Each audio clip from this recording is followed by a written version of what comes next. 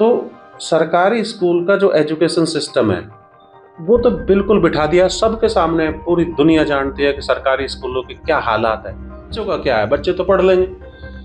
बच्चों का क्या है, बच्चे तो पढ़ लेंगे। बच्चे तो ये जो ढुलमुल रवैया है, इससे एजुकेशन व्यवस्था बिल्कुल चौपट हो जाएगी। निश्चित रूप से हम पूरी तरह प्रयत्नशील है भारत के प्रधानमंत्री का सपना पूरा करने के लिए कि एक दिन विश्व गुरु हम कहलाएंगे। 2047 तक माननीय मोदी जी ने कहा है कि हम विकसित देश हो जाएंगे।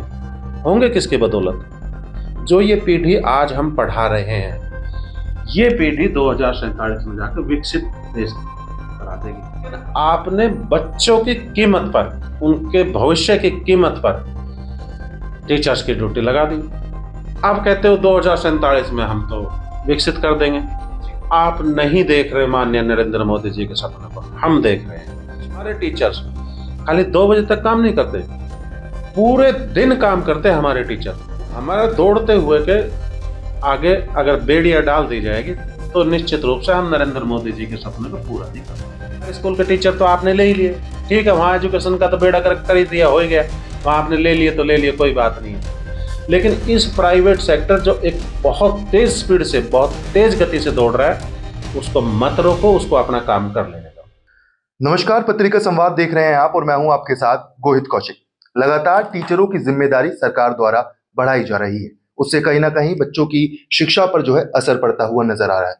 आज इस मुद्दे पर ज्यादा बातचीत करने के लिए हमारे साथ मौजूद हैं डॉक्टर यशपाल यादव, जो कि हरियाणा शिक्षण संस्थान संगठन के प्रदेश अध्यक्ष हैं। सर, सबसे बड़ा सवाल ये उठता है कि लगातार टीचर्स की ड्यूटी लगाई जा रही है, बच्चों की शिक्षा जो है वो प्रभावित हो रही है, कैसे देखते हैं और क्या कुछ कहेंगे? देखिए, एनईपी में भी साफ साफ लिखा है बिल्कुल कि हमारी पॉलिसी चाइल्ड सेंट्रिक पॉलिसी है, चाइल्ड सेंटर्ड पॉलिसी, कि स्कूल में कोई भी गतिविधि होगी वो बच्चों को ध्यान में रखते हुए होगी। किसी अन्य, ना तो टीचर्स ना किसी अन्य स्टाफ को ध्यान में रखकर पॉलिसी बनाई जाएगी, बच्चों को ध्यान में रखकर पॉलिसी बनाई जाएगी। और प्रत्येक तरह की एक्टिविटी बच्चों को केंद्र में रखकर कराई जाएगी और उनका डिसीजन लिया जाएगा। जब बच्चों पर इतना फोकस डाला गया है तो बच्चों का अधिकार है कि वो उसके पास टीचर हो। जब वो टीचर नहीं रहेगा तो जब आप उसकी ड्यूटी सेंसस में लगा रहे हैं, जनगणना में लगा रहे हैं, तो इसमें मुझे ये समझ नहीं आ रहा कि इसमें आपने बच्चों का क्या हित सोचा है। बच्चों का तो हित सोचना काम है ना, क्योंकि ऐसा तो एक्ट में लिखा हुआ है, ऐसा तो एनईपी में लिखा हुआ है, ऐसा तो राइट टू एजुकेशन एक्ट में भी लिखा हुआ है, सब जगह ही ये लिखा हुआ है। तो सब जगह सिर्फ लिखने मात्र के लिए ही होता है या सिर्फ उसको अमल में लाने के लिए भी होता है? तो हमारी पॉलिसी चाइल्ड सेंट्रिक होनी चाहिए ही चाहिए। कोई भी टीचर की ड्यूटी लगाने से पहले या कुछ भी काम करने से पहले ये हमें अवश्य सोचना होगा कि इसमें बच्चों की क्या भलाई छिपी हुई है। यदि इसमें बच्चे की भलाई नहीं छिपी हुई, किसी और की भलाई है, चाहे वो सरकार की भलाई है, चाहे वो ऑफिसर्स की भलाई है, चाहे किसी की भी भलाई है, तो मीन्स हम अपनी पॉलिसी पर पूरे खरे नहीं उतर रहे। सर, चाइल्ड सेंट्रिक पॉलिसी की बात आप कर रहे हैं। देखने को आता है कि टीचर्स को कुत्ते पकड़ने की ड्यूटी पे लगा दिया जाता है, कभी किसी और जिम्मेदारियों पर जो है टीचर को बांध दिया जाता है। तो उससे सबसे पहले तो बच्चों की शिक्षा पर प्रभाव जो है वो पड़ रहा है, साथ ही उनके मानसिक तौर पर भी उनको कहीं ना कहीं प्रताड़ित किया जा रहा है। उसको किस तरीके से देखते हैं?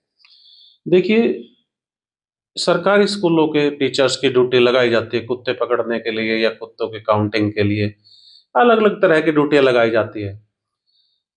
तो सरकारी स्कूल का जो एजुकेशन सिस्टम है वो तो बिल्कुल बिठा दिया सबके सामने। पूरी दुनिया जानती है कि सरकारी स्कूलों की क्या हालात है। और वो हालात हुई क्यों? कि सरकार की इन सब पॉलिसीज के कारण कि टीचर्स की ड्यूटी कभी यहाँ कभी वहाँ कभी वहाँ इस तरह से लगाई जाती रही। वहाँ बच्चों को केंद्र में रख के कोई डिसीजन नहीं लिया जाता, बल्कि बच्चों को केंद्र में रखा ही नहीं जाता। डिसीजन लेते वक्त अन्य चीजों को महत्वता दी जाती है, ना कि बच्चों को महत्वता दी जाती है। तो वहां का एजुकेशन सिस्टम तो बिल्कुल कोलैप्स कर गया। हाँ तो है ही नहीं। अब बात करते हैं कि पूरे के पूरा दायित्व, पूरा का पूरा एजुकेशन का वजन प्राइवेट सेक्टर पे आ गया। अब प्राइवेट सेक्टर उसको अच्छी तरह निभा रहा है। पूरे का पूरा जो एजुकेशन सेक्टर है, प्राइवेट एजुकेशन सेक्टर है, वो चाइल्ड सेंट्रिक है। प्रत्येक चीज में बच्चों का ध्यान रखा जाता है, प्रत्येक चीज में, प्रत्येक डिसीजन में टीचर का ध्यान नहीं रखा जाता, बच्चों का ध्यान रखा जाता है। ऐसी पॉलिसी प्रत्येक स्कूल बनाते हैं। तो अब उस पर भी सरकार की कुटिल नजर आ गई कि नहीं, बच्चों का तो कोई ध्यान ही नहीं रखना। बच्चों का क्या है, बच्चे तो पढ़ लेंगे। बच्चों का क्या है, बच्चे तो पढ़ लेंगे, बच्चे तो ये जो ढुलमुल रवैया है, इससे एजुकेशन व्यवस्था बिल्कुल चौपट हो जाएगी। हमारे देश के प्रधानमंत्री बहुत संवेदनशील है, बहुत सेंसिटिव है। हर बार परीक्षा पे चर्चा करते हैं, हर बार बच्चों से मिलते हैं और बच्चों को लेकर पूर्णतया डेडिकेटेड है। तो ऐसी हालात में क्या हरियाणा के ऑफिसर्स, क्या हरियाणा के मंत्रीगण, क्या हरियाणा के मुख्यमंत्री, क्या माननीय नरेंद्र मोदी जी को देखते नहीं है या उनकी विचारधारा को फॉलो नहीं करते? वो देश को किस दिशा में लेकर जाना चाहते हैं, क्या उनको पता नहीं? तो ये चीजें जब तक नहीं आएगी, माननीय नरेंद्र मोदी जी का सपना पूरा नहीं हो सकता है। तो निश्चित रूप से हम पूरी तरह प्रयत्नशील है भारत के प्रधानमंत्री का सपना पूरा करने के लिए कि एक दिन विश्व गुरु हम कहलाएंगे। 2047 तक माननीय मोदी जी ने कहा है कि हम विकसित देश हो जाएंगे।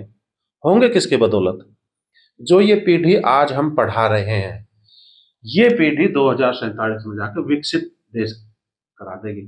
और आज हम इस पीढ़ी पर ध्यान नहीं दे रहे, हम कह रहे हैं कि नहीं, तमाम तरह के बाकी काम करो। मैं मानता हूं कि सेंसस बहुत जरूरी है, लेकिन आप तराजू के दो हिस्सों में दो जगह रखो, एक जगह सेंसस रखो, एक जगह बच्चे को रखो, तो आप देखो भारी कौन सा है। बच्चे ज्यादा भारी है, बच्चों पर ज्यादा ध्यान देने की जरूरत है। आप जो है सेंसस तो किसी अन्य विभाग के लोगों से भी करा सकते हैं, या भारत में बेरोजगारी इतनी है, आप अस्थायी रूप से कर्मचारियों को नियुक्त भी कर सकते हैं, या आप कौशल निगम से भी कर्मचारियों को नियुक्त करा सकते हैं। बहुत तमाम तरह की चीजें जो आप कर सकते हैं, लेकिन आपने बच्चों की कीमत पर, उनके भविष्य की कीमत पर टीचर्स की ड्यूटी लगा दी। आप कहते हो 2047 में हम तो विकसित कर देंगे। आप नहीं देख रहे माननीय नरेंद्र मोदी जी के सपने को, हम देख रहे हैं। और निश्चित रूप से हम पूरी तरह से प्रयत्नशील। हमारे टीचर्स खाली 2 बजे तक काम नहीं करते, पूरे दिन काम करते हैं। हमारे टीचर पूरे दिन कैसे काम करते हैं? 2 बजे तक तो बच्चों के संपर्क में रहते हैं, पूरी तरह से बच्चों को पढ़ाते हैं।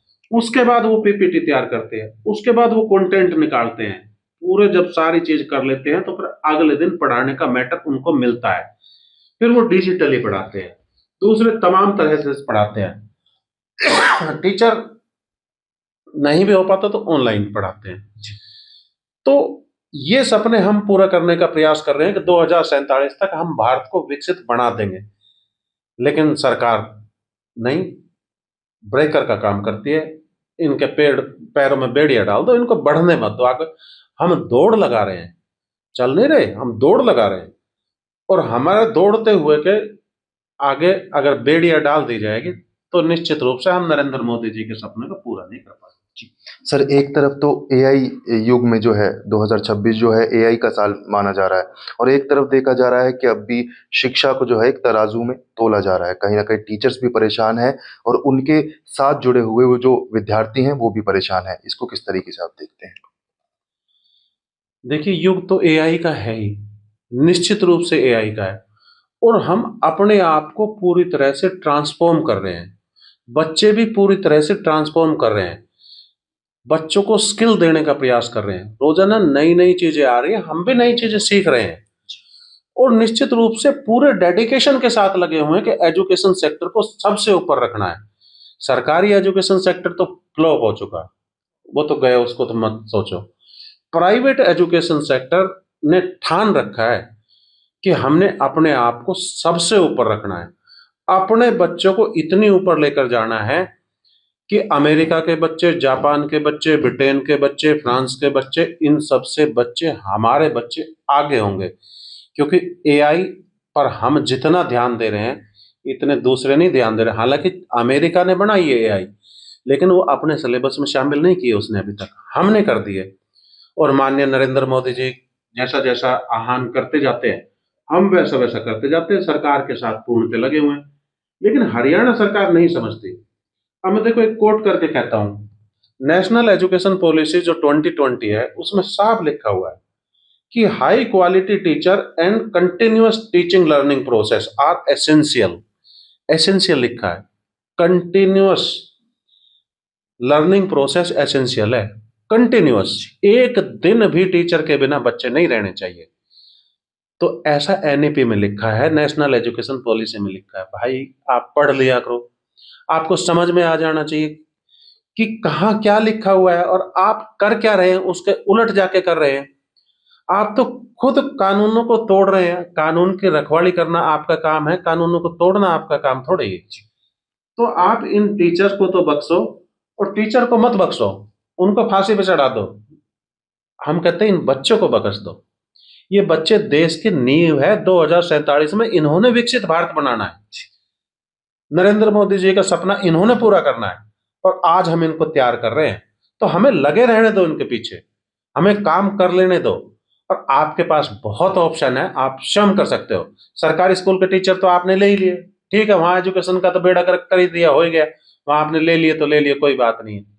लेकिन इस प्राइवेट सेक्टर जो एक बहुत तेज स्पीड से, बहुत तेज गति से दौड़ रहा है, उसको मत रोको, उसको अपना काम कर लेने दो। सर बहुत बहुत शुक्रिया, आपने बहुत ही बेबाकी से सभी सवालों के जवाब दिए, साथ ही ये भी बताया कि किस तरह से अभी टीचर जो है वो संकट में है, और संकट में है उन विद्यार्थियों की पढ़ाई जो लगातार टीचरों से एक उम्मीद रखते हैं। ऐसी ही तमाम जानकारी और खबरों के लिए देखते रहें पत्रिका संवाद।